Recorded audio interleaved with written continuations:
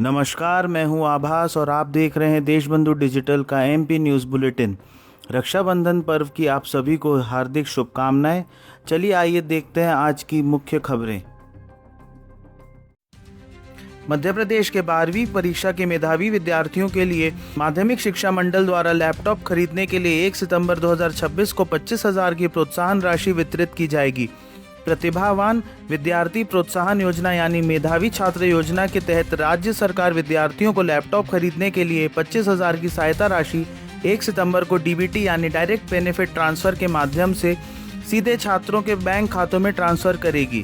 School शिक्षा विभाग की उच्च स्तरीय समीक्षा बैठक के बाद इस बार प्रदेश भर के कुल 80,180 मेधावी विद्यार्थियों को इस योजना के लिए शॉर्टलिस्ट यानी पात्र माना गया है। योजना का लाभ केवल उन नियमित छात्र छात्राओं को मिलता है जिन्होंने एमपी बोर्ड की 12वीं की परीक्षा पहले ही प्रयास में 75% या उससे अधिक अंकों के साथ पास की है। समीक्षा बैठक में अधिकारियों ने बताया कि 12वीं क्लास में अपने स्कूल में प्रथम स्थान पाने वाले टॉपर विद्यार्थियों के लिए मुख्यमंत्री स्कूटी प्रदाय योजना की प्रक्रिया भी विभागीय स्तर पर तेजी से आगे बढ़ रही है। सरकार जल्दी इसके वितरण के लिए भी एक अलग से राज्य स्तरीय कार्यक्रम आयोजित करने जा रही है।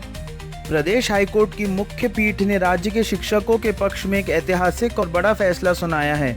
न्यायालय ने बीएड और डीएड डिग्री धारक शिक्षकों को मिलने वाली 2 अग्रिम वेतन वृद्धि का लाभ बरकरार रखा है और इस लाभ को रोकने के लिए लगाई गई सरकारी बंदिशों को पूरी तरह खारिज कर दिया है। प्रदेश सरकार ने शिक्षकों को 2 अतिरिक्त वेतन वृद्धि देने के हाईकोर्ट के 16 जून 2025 के मूल आदेश के खिलाफ एक पुनर्विचार याचिका यानी रिव्यू पिटीशन दायर की थी। हाईकोर्ट के जस्टिस विवेक जैन की एकल पीठ ने मामले की सुनवाई करते हुए स्पष्ट किया कि सरकार के पास पुनर्विचार का कोई ठोस या तार्किक कानूनी आधार नहीं है, जिसके बाद सरकार की इस याचिका को पूरी तरह खारिज कर दिया गया। बताया जा रहा है कि 16 जून 1993 से पहले नियुक्त हुए शिक्षकों को इस लाभ का पात्र माना गया था, क्योंकि इस तारीख के बाद शिक्षक भर्ती के लिए इन डिग्रियों को अनिवार्य कर दिया गया था। बाद में राज्य सरकार ने एक प्रशासनिक सर्कुलर जारी कर इसमें एक नई शर्त जोड़ दी कि 16 जून 93 से पहले नियुक्त शिक्षक तभी अग्रिम वेतन वृद्धि के पात्र माने जाएंगे जब उन्होंने 1 मार्च 99 से पहले अपनी बीएड या डीएड की योग्यता हासिल कर ली हो। वंचित शिक्षकों की ओर से इस सर्कुलर को कोर्ट में चुनौती दी गई। सुनवाई के दौरान हाईकोर्ट ने सरकार के तर्कों को अमान्य करते हुए कहा कि जब 16 जून 1993 से पहले नियुक्त सभी शिक्षक एक ही श्रेणी या वर्ग में आते हैं तो उनके बीच केवल डिग्री हासिल करने के साल के आधार पर अलग अलग व्यवहार करने का कोई उचित, तार्किक या उद्देश्यपूर्ण आधार नहीं है। सरकार केवल एक प्रशासनिक सर्कुलर जारी करके उन कर्मचारियों को उनके वैधानिक लाभ से वंचित नहीं कर सकती जो मूल नियमों के तहत समान श्रेणी में आते हैं। समान परिस्थिति वाले कर्मचारियों के बीच लाभ देने या रोकने के लिए सरकार अपनी मर्जी से कोई भी मनमाना कट ऑफ या उप वर्गीकरण तय नहीं कर सकती। कोर्ट द्वारा 16 जून 2025 के मूल आदेश को बरकरार रखने के बाद उन सभी शिक्षकों के 2 अग्रिम वेतन वृद्धि का लाभ मिलना तय हो गया है जिन्होंने मार्च 1999 के बाद भी अपनी व्यावसायिक योग्यता पूरी की थी। भोपाल में सीबीआई ने एक बड़ी भ्रष्टाचार विरोधी कार्रवाई को अंजाम दिया है।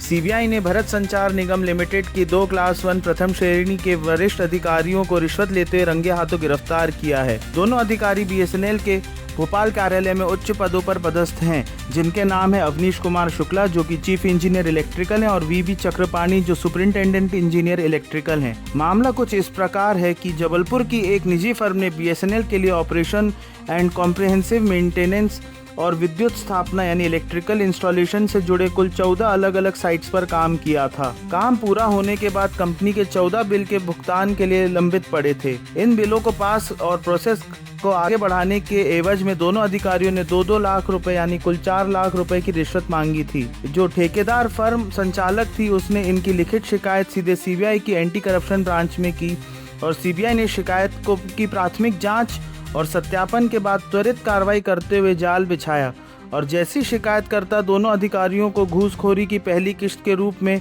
75,000 रुपये का आंशिक भुगतान करने पहुंचा, सीबीआई की टीम ने दबिश देकर दोनों ही अधिकारियों को रिश्वत की रकम स्वीकार करते हुए मौके पर ही रंगे हाथों दबोच लिया। गिरफ्तारी के बाद सीबीआई की विशेष टीमों ने आरोपियों के नेटवर्क और अघोषित संपत्ति का पता लगाने के लिए एक साथ 3 शहरों में छापेमारी शुरू की है। भोपाल, लखनऊ और कानपुर स्थित आरोपियों के आधिकारिक व निजी आवासीय परिसरों पर देर रात तक तलाशी अभियान चलाया गया। जांच टीम ने बैंक खातों, निवेश के कागजात, अचल संपत्ति भुगतानों से जुड़े कई संदिग्ध रिकॉर्ड्स को जब्त किया है। प्रदेश के राजगढ़ जिले के ब्यावरा में आज सुबह एक भीषण और दर्दनाक हादसा हो गया। लखनऊ कानपुर से उज्जैन होते हुए इंदौर जा रही एक तेज रफ्तार sleeper bus coach Bhopal Biaora bypass पर बने एक खतरनाक ओवरब्रिज के तीखे मोड़ पर दुर्घटनाग्रस्त हो गई। शुक्रवार सुबह 7:30 से 8:30 बजे के बीच बस जैसे ही ब्यावरा बाईपास पर इंदौर रोड के लिए बने 90 डिग्री के अत्यधिक घुमावदार ओवरब्रिज पर पहुंची, ड्राइवर रफ्तार के कारण टर्न का सही अनुमान नहीं लगा सका। अनियंत्रित होकर बस ब्रिज की कंक्रीट की मजबूत सेफ्टी वॉल से बेहद तेज रफ्तार में जा टकराई। टक्कर इतनी भीषण थी कि बस सेफ्टी वॉल से बुरी तरह घिसटती चली, जिससे खिड़कियों के कांच पूरी तरह टूट गए। बस के दीवार से टकराने और खिड़कियों के टूटने के कारण 3 यात्री खिड़की से बाहर छिटक कर सीधे ब्रिज से 30 फीट नीचे भोपाल रोड पर जा गिरे, जिससे उनकी मौत मौके पर ही हो गई। इस दर्दनाक हादसे में बस ड्राइवर समेत 4 लोग की मौत हो गई है। ड्राइवर की मौत बस के केबिन के दीवार से सीधे टकराने के कारण हुई। मृतकों में बेंगलुरु के एक साइबर क्राइम पुलिस इंस्पेक्टर शामिल हैं, जो किसी आरोपी की तलाश या जांच के सिलसिले में अपनी टीम के साथ इस बस से सफर कर रहे थे। उनके 2 साथी पुलिसकर्मी भी इस हादसे में घायल हुए हैं। बाकी मृतक उत्तर प्रदेश और बिहार के रहने वाले बताए जा रहे हैं। हादसे में 12 यात्री गंभीर रूप से घायल हुए हैं। स्थानीय पुलिस प्रशासन ने तुरंत मौके पर ब्यावरा सिविल अस्पताल पहुंचाया, जहां से नाजुक हालत को देखते हुए कई यात्रियों को भोपाल हमीदिया अस्पताल रेफर किया गया है। इस भीषण दुर्घटना के बाद स्थानीय लोगों और विशेषज्ञों ने नेशनल हाईवे के इस हिस्से और ओवरब्रिज के खतरनाक 90 डिग्री डिजाइन पर गंभीर सवाल खड़े किए हैं। ब्यावरा बाईपास का कर्व इतना तीखा है कि रात या सुबह के वक्त तेज रफ्तार वाहनों के लिए अचानक से गाड़ी मोड़ना बेहद मुश्किल हो जाता है, जिससे पहले भी यहाँ कई छोटी मोटी दुर्घटनाएं हो चुकी हैं। प्रदेश के रीवा जिले से रक्षाबंधन त्योहार के ऐन मौके पर गूढ़ थाना क्षेत्र अंतर्गत भैरव बाबा मोड़ पर गुरुवार शाम को हुए एक भीषण सड़क हादसे में एक ही परिवार के दादा और 2 मासूम पोतियों समेत कुल 4 लोगों की मौत हो गई। रीवा जिले के चौड़ियार गांव के रहने वाले 55 वर्षीय विंध्यवासिनी तिवारी अपनी 2 मासूम पोतियों शिवी और शक्ति तिवारी के साथ स्कूटी पर सवार होकर गुड़ बाजार आए थे। शाम को बाजार से सामान खरीद कर वापसी कर तभी भैरव बाबा मंदिर मोड़ के पास सीधी की ओर से आ रही एक अत्यंत तेज रफ्तार मोटरसाइकिल ने उनकी स्कूटी को सामने से सीधी टक्कर मार दी। टक्कर इतनी भयानक थी कि स्कूटी के परखच्चे उड़ गए और दोनों वाहनों पर सवार लोग सड़क पर दूर जा गिरे। इस भीषण एक्सीडेंट में 4 साल की मासूम शिवी की घटना स्थल पर ही दर्दनाक मौत हो गई। गंभीर रूप से घायल दादा और उनकी दूसरी पोती शक्ति को तुरंत स्थानीय लोगों की मदद से गुड़ अस्पताल और फिर रीवा के जिला अस्पताल भिजवाया गया। हालांकि इलाज के दौरान दादा और दूसरी मासूम बच्ची ने भी दम तोड़ दिया। स्कूटी को टक्कर मारने वाली मोटरसाइकिल पर 3 युवक सवार थे। मोटरसाइकिल चला रहे पंकज सिंह, जिनकी उम्र 22 वर्ष निवासी मझौली बताई जा रही है, उनकी भी सिविल अस्पताल में इलाज के दौरान मौत हो गई। बाइक पर पीछे बैठे 2 अन्य युवक गंभीर रूप से घायल हैं, जिनका इलाज जारी है। प्रत्यक्षदर्शियों और पुलिस की शुरुआती जांच के अनुसार मोटरसाइकिल की अत्यधिक रफ्तार और मोड़ पर नियंत्रण खोना इस हादसे की मुख्य वजह बताई जा रही है। भोपाल में खुद को ट्रेनी IAS और मध्य प्रदेश पर्यटन विभाग की एडिशनल डायरेक्टर बताने वाली तृप्ति सिंह राजपूत के खिलाफ एक और घोटाला सामने आया है। भोपाल के बाग सिवनिया थाने क्षेत्र में पुलिस ने आरोपी महिला, उसके भाई और अन्य साथियों के खिलाफ 39,17,000 की धोखाधड़ी की नई FIR दर्ज की है।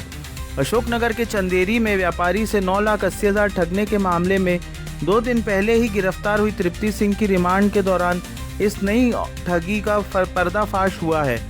पुलिस को मिली ताज़ा शिकायत के मुताबिक तृप्ति सिंह और उसके गिरोह ने बालाघाट निवासी एक युवक और उसके साथियों को अपना शिकार बनाया था। तृप्ति ने खुद को मध्य प्रदेश टूरिज्म का एडिशनल हेड और रसूखदार अफसर बताकर पीड़ितों को पर्यटन विभाग के अंतर्गत आने वाले आलीशान होटल और रिजॉर्ट्स को लीज पर दिलाने का झांसा दिया। इसके नाम पर उसने 35 लाख रुपए की ठगी की। होटल लीज के अलावा उसने विभाग में ऊंचे पदों पर सरकारी नौकरी लगवाने के नाम पर 3,87,000 अलग से वसूले। कुल इस तरह 39 लाख रुपए की ठगी को अंजाम दिया गया। पुलिस जब आरोपी तृप्ति सिंह को रिमांड पर लेकर भोपाल के संत आसाराम नगर स्थित उसके मायके और ससुराल पहुंची तो आरोपी महिला के ठिकानों से फर्जी पहचान पत्र, नकली सीबीआई के पहचान पत्र और लाल नीली बत्ती जैसी दिखने वाली भारत सरकार लिखी एक इनोवा कार बरामद की है। भोपाल में वक्फ बोर्ड ने वक्फ संपत्तियों के अवैध दोहन के खिलाफ देश की अब तक की सबसे बड़ी कार्रवाई की है। पुराने भोपाल के शाहजहानाबाद थाना क्षेत्र में स्थित इदारा यतीम खाना की 2.7 एकड़ बेशकीमती वक्फ जमीन पर हेरफेर और वित्तीय अनियमितताओं के आरोप में दारुल शफकत सोसाइटी के अध्यक्ष शाहिद अलीम खान और अन्य पदाधिकारियों के खिलाफ एफआईआर दर्ज की गई है। प्रदेश वक्फ बोर्ड के अध्यक्ष डॉक्टर सनवर पटेल ने बताया कि इस कार्रवाई के साथ ही आरोपियों के खिलाफ 28 करोड़ 91 लाख की राजस्व वसूली प्रमाण पत्र और रिकवरी नोटिस भी जारी किया गया है। वक्फ बोर्ड के अनुसार यह 2.7 एकड़ की संपत्ति 24 नवंबर 1961 से ही मध्य प्रदेश के सरकारी गजट में वक्फ संपत्ति के रूप में अधिसूचित है। शुरुआत में दारुल शफकत सोसाइटी यह एक एनजीओ जो अनाथ बच्चों के लिए यतीम खाना चलाती है, इसको इस ज़मीन के केवल एक छोटे से हिस्से में अपनी गतिविधियां संचालित करने की अनुमति दी गई थी, लेकिन धीरे धीरे संस्था ने पूरी 2.7 एकड़ ज़मीन पर कब्जा जमा लिया। आरोप है कि सोसाइटी के अध्यक्ष शाहिद अलीम खान और अन्य जिम्मेदारों ने नगर निगम में भवन और अस्पताल का नक्शा स्वीकृत कराने के दौरान खुद को इस संपत्ति का असली मालिक बताते हुए झूठा शपथ पत्र भी जमा किया। इसके अलावा अन्य निजी किराया अनुबंधों में भी वक्फ बोर्ड को दरकिनार कर खुद को मालिक के तौर पर पेश किया। जांच में 7 वर्षों से सोसाइटी ने वक्फ बोर्ड को अपने आय व्यय, ऑडिट और प्रबंधन का कोई लेखा जोखा नहीं दिया है। इस जमीन पर लगने वाले इज्तिमा बाजार में सैकड़ों दुकानें किराए पर दी जाती थी और जीवन रेखा अस्पताल से मिले किराए को मिलाकर करोड़ों रुपए वक्फ बोर्ड में जमा करने के बजाय निजी तौर पर इस्तेमाल किए गए और वक्फ बोर्ड से पूरी तरह छुपाया गया। केंद्र सरकार के नए वक्फ प्रावधानों के तहत जब प्रदेश की 14,591 संपत्तियों को ऑनलाइन उम्मीद पोर्टल पर दर्ज कर जांच की गई, तब इस घोटाले का पर्दाफाश हुआ। वक्फ बोर्ड की शिकायत पर शाहजहानाबाद पुलिस ने आरोपियों के खिलाफ भारतीय न्याय संहिता की धाराओं के तहत मामला दर्ज कर लिया है।